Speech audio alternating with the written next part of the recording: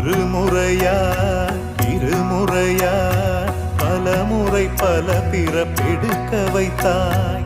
புதுவினையா பழவினையா கணம் கணம் தினம் என்னை துடிக்க வைத்தாய். பொருளுக்கு அலைந்திடும் பொருளற்ற வாழ்க்கையும் துரத்துதே.